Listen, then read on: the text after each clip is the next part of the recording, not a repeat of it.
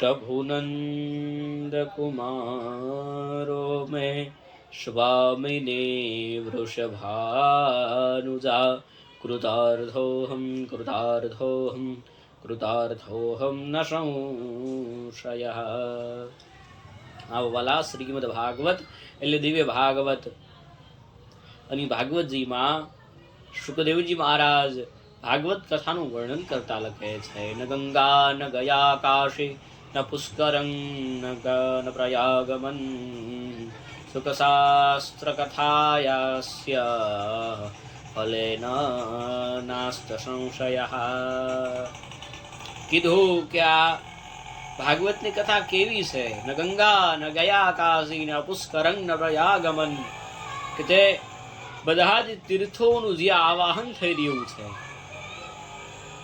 ગામમાં કથા બેઠી હોય ને તમે કાશી જાઓ, હરિદ્વાર જાઓ તે યોગ્ય નથી. કારણ કથામાં બધા જ તીર્થો આવીને વિરાજમાન થાય છે. ને ગંગા ન ગયા કાશી ન પુષ્કરમ ન પ્રયાગમન, આ ક્યાંય જવાની જરૂર નથી. કેવલ ને કેવલ ભાગવત કથામાં તમે જાઓ તો તમારા બધા જ પાપોનો નાશ થઈ જાય છે, એવો આ શ્લોકનો અર્થ છે. એ જ ભાવ સાથે જય હિન્દ, ભારત માતા કી જય. હરિઓમ તત્સત. જય દ્વારકાધીશ.